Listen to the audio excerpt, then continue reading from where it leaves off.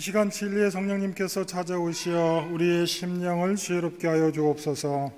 말하는 자의 입술을 지혜롭게 하시고 듣는 자의 귀 또한 지혜롭게 하여 주옵소서. 예수님의 이름으로 기도합니다. 아멘. 지금 한 달 후에 있을 유아 세례를 앞두고 부모님들 만나고 있습니다. 첫 만남은 항상 아이의 이름의 뜻이 무엇인지를 묻는 것으로 시작합니다. 그 이름이 아이를 향한 부모의 마음을 고스란히 담고 있는 까닭입니다. 그래서 아이의 이름의 뜻을 묻고 그 부모의 소망대로 하나님께서 복 주시고 그 아이의 인생을 인도하소서 그렇게 기도하며 지금 유아 세례를 준비하고 있습니다. 창세기 5장에 보면 고달픈 인생을 살았던 라멕이라는 사람이 등장합니다. 성경에는 같은 이름을 가졌지만 서로 상반된 이름을 살았던 두 명의 라멕이 나옵니다. 하나는 가인의 후손으로 나에게 해를 가하는 사람은 누구도 살려두지 않겠다라며 독서를 마다하지 않는 하나님을 떠난 라멕이 있었고, 셋의 후손으로 하나님의 이름을 부르며 살았던 라멕이 있었습니다. 이 라멕이 아들을 낳고 이름을 노아라고 지었는데 그 이름을 노아라고 지었던 이유를 이렇게 말합니다. 창세기 5장 28절 29절 말씀입니다.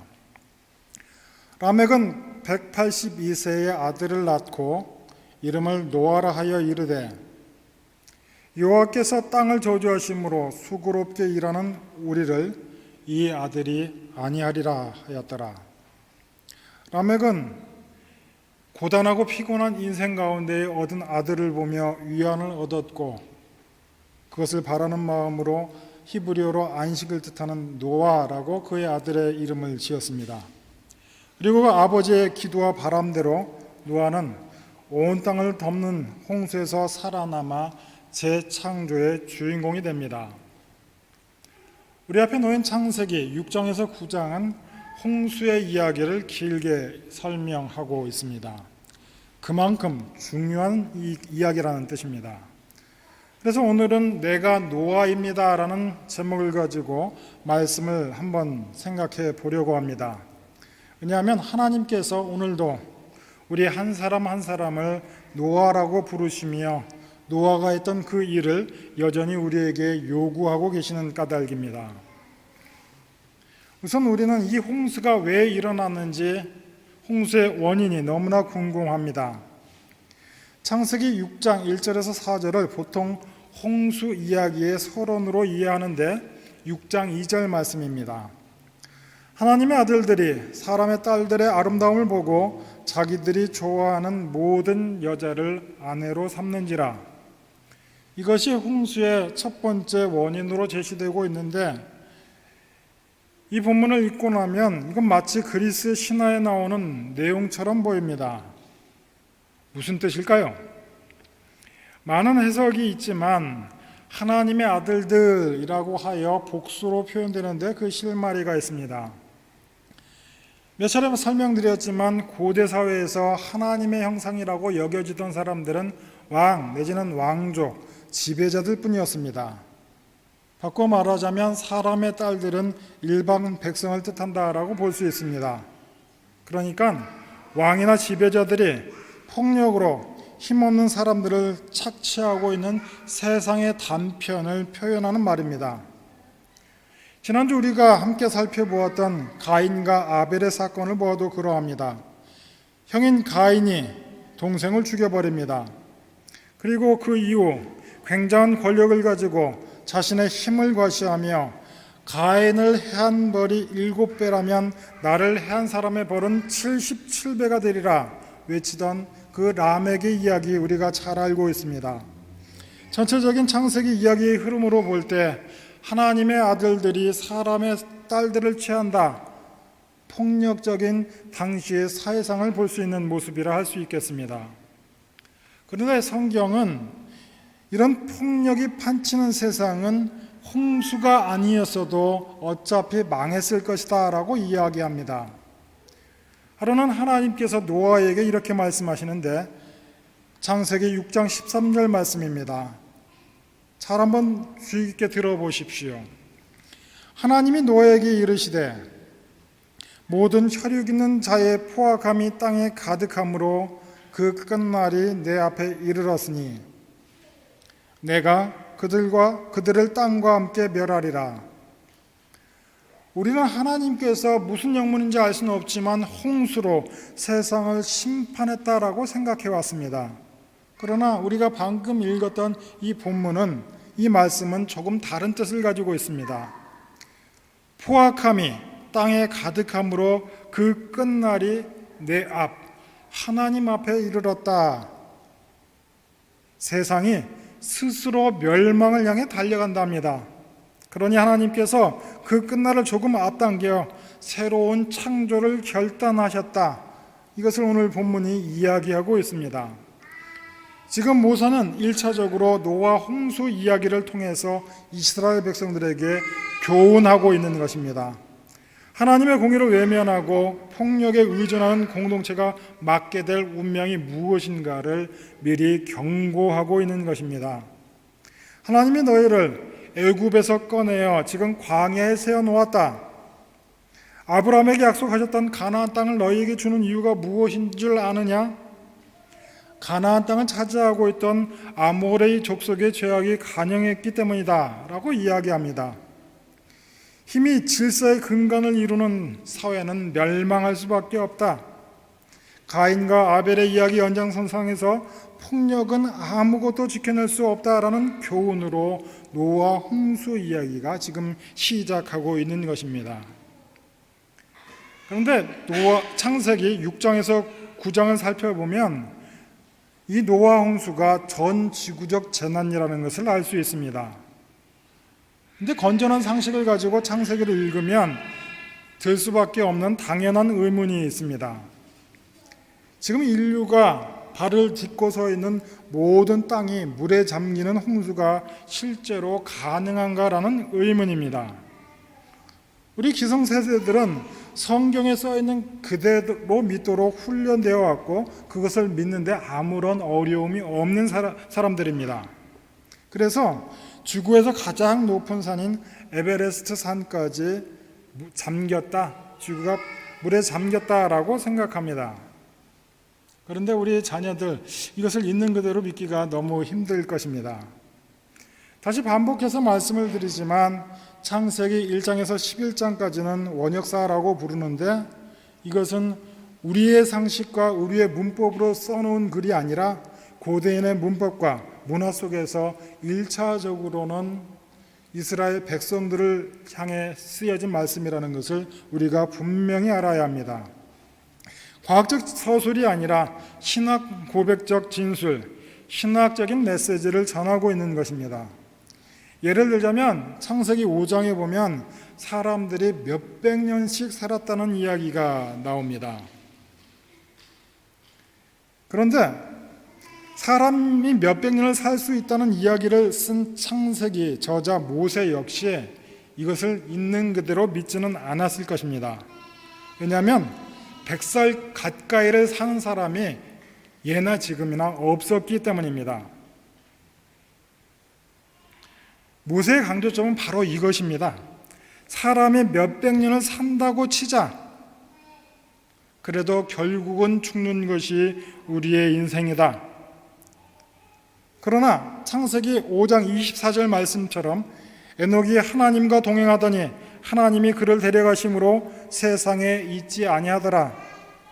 수백 년을 살아도 결국은 죽음을 보는 인생이 있지만 죽음을 보지 않고 하나님께 들리우는 인생도 있다. 이것을 강조하기 위해서 모세가 그렇게 쓰고 있는 것입니다. 그러니까 창세기 1장에서 11장은 신학적인 메시지를 전하기 위해 고대인들에게 익숙한 문학적인 과정으로 표현되어 있다는 사실을 우리가 이해해야 합니다. 그리고 실제로 구약 성경에는 이런 대목들이 많이 나오고 있습니다. 그러나 이러한 글쓰기는 모세 당시에는 너무나도 자연스러운 수사적인 표현이었다라는 말입니다. 그래서 오늘 우리는 노아 홍수 이야기가 주는 메시지에 집중해야 합니다. 오늘 본문을 보면 물이 빠지고 배가 멈추었을 때에 하나님께서 새로운 약속을 노아에게 주십니다. 그래서 우리는 창세기 9장을 통해서 노아 홍수의 핵심 메시지가 심판이 아니구나, 하나님의 구원, 회복과 창조가 핵심 메시지구나 라고 깨닫게 되는 것입니다. 지난주 우리가 살펴보았던 가인과 아벨 이야기가 아담과 하와 이야기의 반복이라면 노아 홍수 이야기는 천지 창조 이야기의 반복이라는 것을 알 수 있습니다. 노아 이야기는 가만히 자세히 뜯어보면 창세기 1장과 2장의 천지 창조와 비슷한 틀을 가지고 이야기가 진행되고 있습니다. 하나님께서 말씀으로 천지를 창조하셨다면 홍수 이후에 하나님께서는 노아의 순종을 통해 창조 사역을 진행하십니다. 창세기 6장 13절 하나님이 노아에게 이르시되 6장 22절 노아가 그와 같이 하여 하나님이 자기에게 명하신 대로 다 준행하였더라. 마찬가지로 7장 1절 하나님이 노아에게 이르시되 또 5절에 보면 노아가 여호와께서 자기에게 명하신 대로 다 준행하였더라. 하나님이 말씀하시고 노아는 그 말씀에 순종하는 모습이 반복해서 강조되고 있습니다.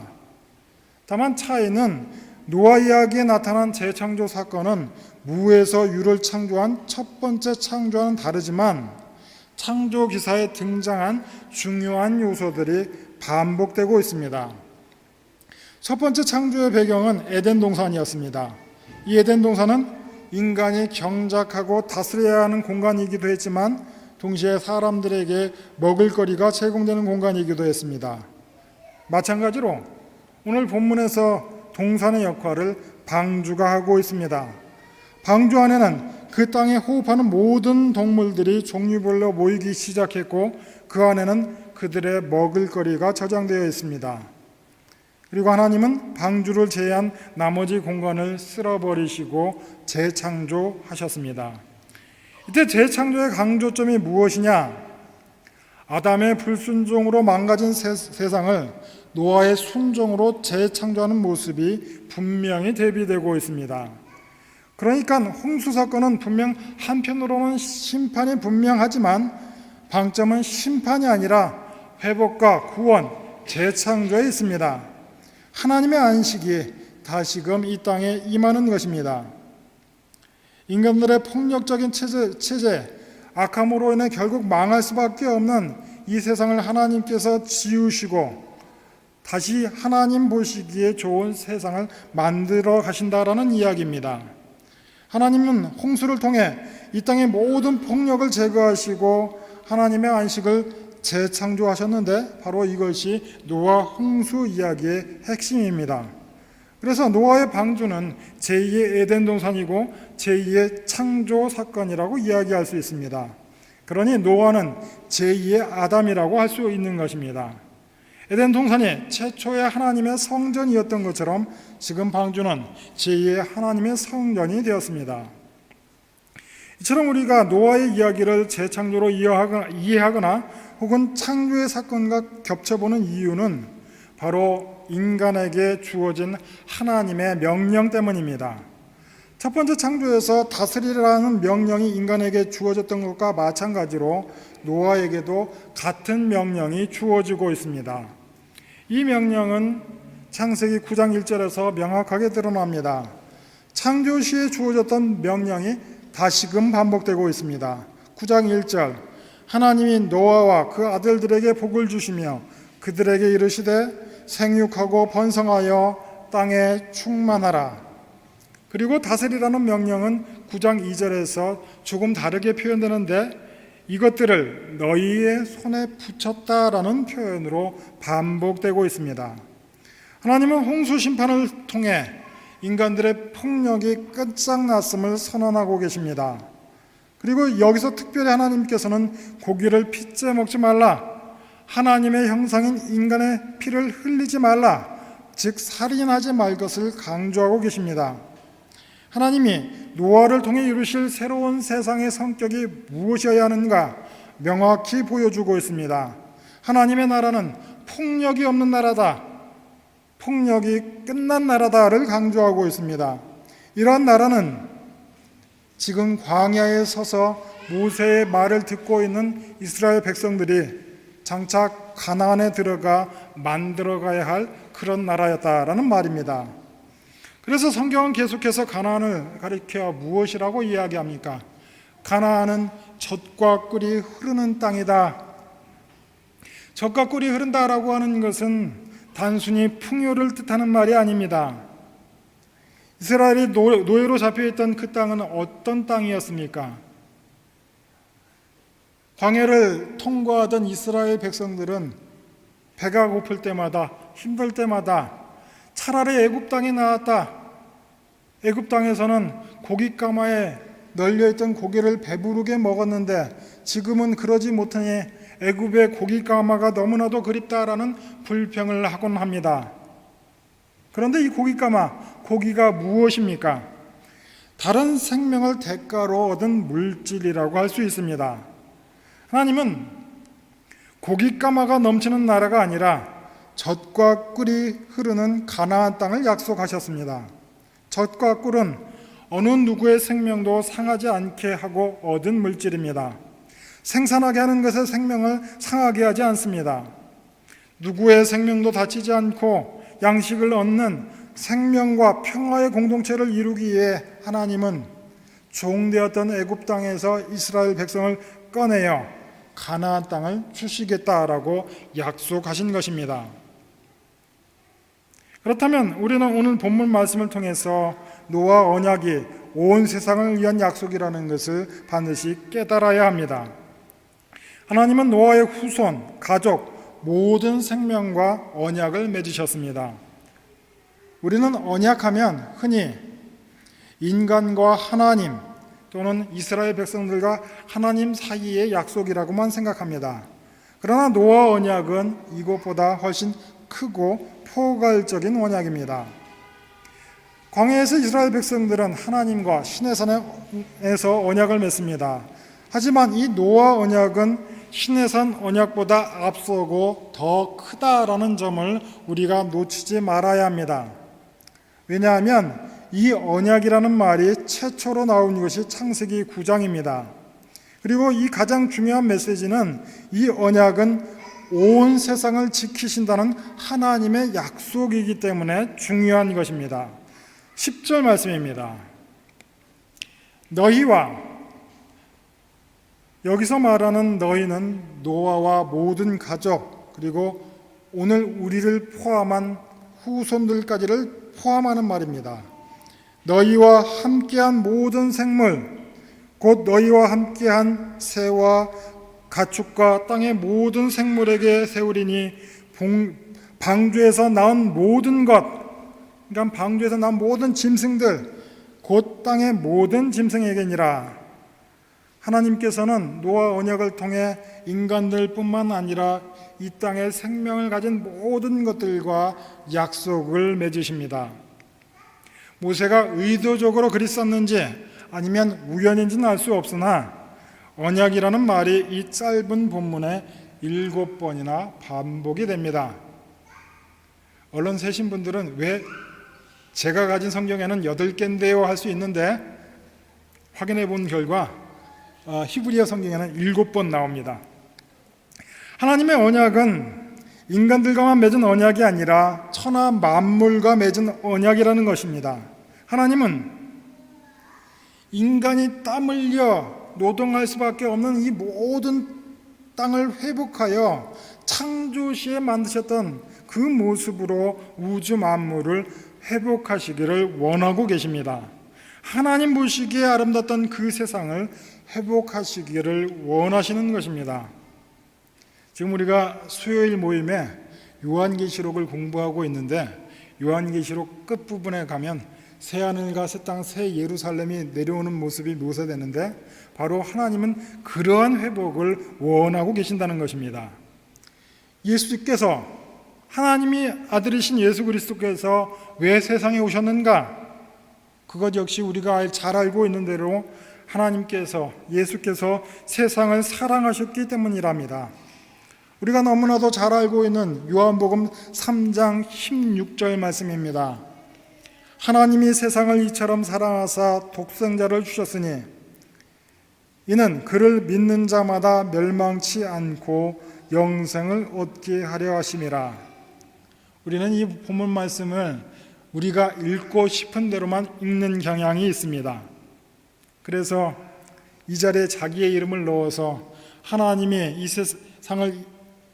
세상 자리에 하나님이 나를, 수빈이를 너무 사랑하사 독생자를 주셨으니 이는 그를 믿는 자마다 멸망치 않고 영생을 얻게 하신다라고 암송하며 감격했던 말씀이 바로 이 말씀입니다.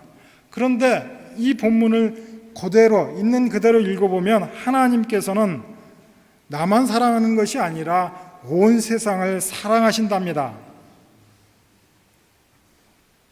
지금 우리는 교회력으로 창조절을 기념하고 있습니다. 매주 나누어 드리는 주보를 보시면 주일 예배 순서지 앞에 창조절 8번째 주일이라고 되어져 있습니다.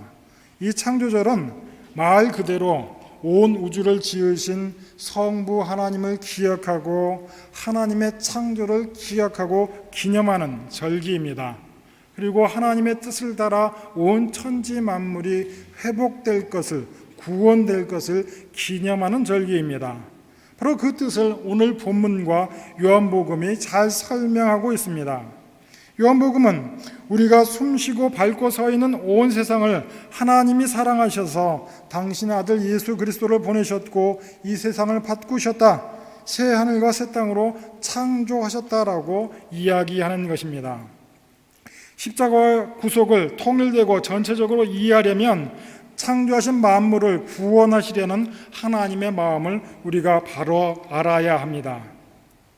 하나님의 구원은 우리가 생각하는 것보다 넓고 큽니다.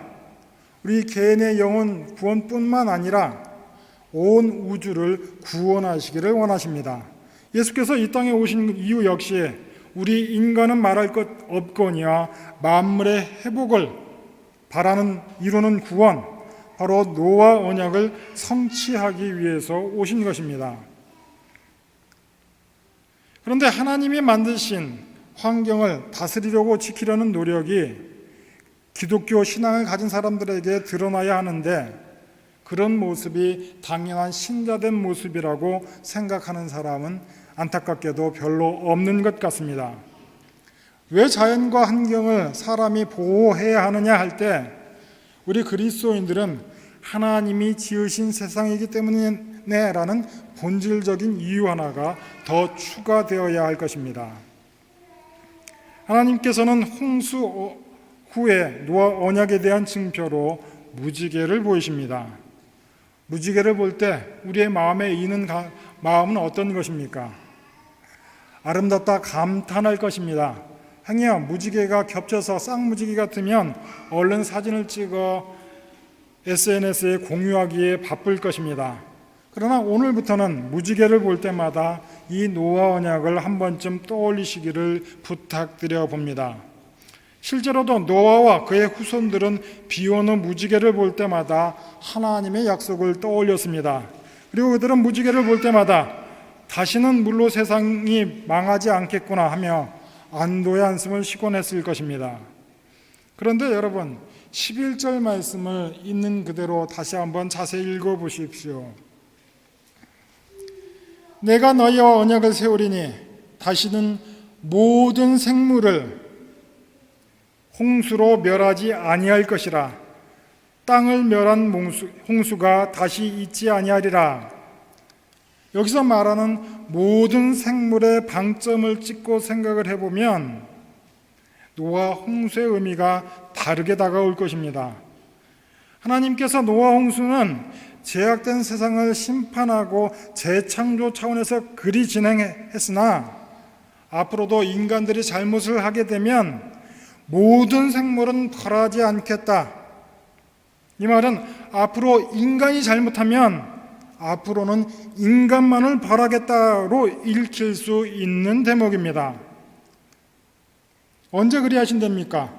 우리가 노아 언약에 충성하지 않을 때, 우리가 하나님께서 만드신 이 우주의 지구의 왕 같은 제사장으로 부름받았으나 이 지구의 생명들을 돌보지 않을 때, 오늘날처럼 지구의 복원력을 넘어서는 환경에 부담을 줄 때, 이렇게 하나님의 언약을 지키지 않을 때 인간을 다시 한번 벌하시겠다라는 말로 읽어낼 수 있습니다. 우리가 지금 현실로 뉴스에서 접하고 있는 이야기입니다. 기후가 이상해졌다, 이상기온이다. 그리고 실제로 이런 이상기온과 이상기후와 자연재난 때문에 많은 사람들이 죽고 사망하고 있고, 그것이 인간의 잘못이라는 것이 과학적으로 증명되고 있습니다. 그러니 무지개를 보고 안도의 한숨이나 희망찬 미소를 지을 것이 아니라, 저 무지개는 우리 인간을 향한 경고의 메시지다. 노아의 언약을 상기하며 우리가 만약 그 노아의 언약을 지키지 않으면 하나님의 심판이 우리에게 임할 수도 있겠구나, 벌을 받을 수도 있겠구나, 경각심이 필요하다라는 말씀입니다. 그러니 우리가 이 시대에 노아가 되어야 합니다. 전 세계가 홍수로 덮일 것이라는 말도 안 되는 이야기를 듣고 노아는 하나님의 명령에 따라 일평생 방주를 짓습니다. 여러분 상상을 해보십시오. 그 시대에 전 세계를 뒤덮는 홍수가 있을 거라는 말을 누가 믿었겠습니까? 그러나 지금은 많은 과학자들이 과학적인 데이터를 가지고 지구 재난을 이야기하고 있고, 전 세계적으로 국가 단위로 기후협약을 맺고 탄소 중립을 이야기하고 있습니다. 이런 움직임이 있어도, 또 이런 이야기가 나와도 아무도 두려워하지 않고 실감하지 않습니다. 그냥 정보로 접했다 금방 잃어버리곤 합니다. 그러나 우리가 기독교 신앙인이라면, 그리고 천지 만물을 하나님께서 지으셨다라고 고백하는 기독교 신앙인이라면, 전도하는 일, 아직 예수를 알지 못하는 이들을 찾아가 복음을 전하고 구원하는 일 못지않게 우리가 살아가고 있는 이 환경, 바로 하나님께서 만드신 그 환경이기에 지키고 보존하는 노력, 중요하다는 것을 우리가 알고 실천해야 할 것입니다. 그래서 지금도 누군가는 내가 노아입니다 하며 노아의 역할을 하고 있고, 누군가는 제3, 제4의 방주를 만들고 있습니다. 그리고 오늘 노아는 일생의 사명으로 방주 짓는 일을 했습니다. 성경에 쓰여진 그대로 믿자면 600년 동안이나 그 일을 했습니다. 그런데 정말 홍수가 나서 동물을 방주에 싣고 홍수를 면하게 됩니다. 그리고 이 방주 안에는 동물들이 다 들어있었습니다. 무엇까지 실려 있었는지 모르겠으나 땅에 기는 모든 것까지라고 이야기합니다. 창세기 6장에서 9장을 묵상하며 굉장히 자세하게 설명되고 있다라는 인상을 받습니다. 물이 차는데 얼마가 걸렸고 물이 빠지는데 얼마가 걸렸고 굉장히 자세한 설명을 하고 있습니다. 그런데 이상하게도 창세기 6장에서 9장까지 노아의 방주 안에서 어떠한 일이 벌어졌는가에 대해서는 단 한마디도 하고 있지 않습니다.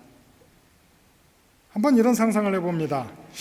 아주 짧게나마 이상적인 에덴 동산이 방주 안에서 실현되었을까? 아니면 이사야 선지자가 예언했던 것처럼 사자와 어린 양이 함께 노는 그 일이 노아의 방주 안에서 있었겠는가? 그렇지 않고서는 좁은 방주 안에서 짐승들이 어떻게 사이좋게 지냈을까? 그리고 한국적인 개념으로 한번 생각해 보십시오. 8형제가 들어갔다 건조하게 생각하지 말고 시부모님과 함께 위아래 동서들과 함께 그 공간에 들어갔다고 생각해 보십시오. 우리 여자 집사님들은 상상하시겠지만 얼마나 깝깝했겠습니까? 설령 초식동물과 육식동물이 싸우지 않았다 할지라도 그 안에 퍼질러 놓은 그 분비물들 누가 치웠겠습니까? 바로 노아와 노아의 가족들이 그 일, 험한 일 다 하지 않았겠습니까? 노아의 방주가 아무리 제2의 성전이고 제2의 에덴 동산이라 한들, 그리고 노아가 왕과 같은 제사장이라 한들 그 한 일이 얼마나 더럽고 힘든 일이었습니까? 성경이 전하지 않는 방주 안의 모습, 어쩌면 우리의 가정의 모습이고 우리가 치열하게 살아가는 직장의 모습일 수 있습니다. 그리고 어찌 보면 우리 교회의 모습일 수도 있습니다. 여러분의 일상을 한번 생각해 보십시오. 내 인생에 하나님께서 특별히 구원해 놓으신 방주와 같은 역할을 한다. 그렇게 한번 상상해 보십시오. 대부분 우리의 인생은 그렇게 영웅적이지도 않고 그렇게 아름답지도 않습니다. 웃는 날보단 땀 흘리고 눈물을 흘리고 한숨 짓는 일이 더욱더 많을 것입니다. 아마 노아가 방주에서 살았던 그 삶과 다르지 않은 삶을 우리가 일상에서 경험하고 있습니다. 아마 모세가 방주 안에서 삶의 모습을 구체적으로 기록하지 않은 것은 이 말씀을 듣고 살아가게 될 이스라엘 백성들의 삶이 다 다르기 때문이었을 것입니다. 더구나 이 방주에는 키가 없습니다. 조타 장치가 없습니다. 내가 조정할 수 없습니다. 마치 우리의 인생처럼 그러합니다. 우리의 인생 내 뜻대로 흘러가지 않고, 그렇다고 해서 하나님의 뜻이 어쩔 때는 구현되고 있지 않은 것 같이 보일 때도 있습니다.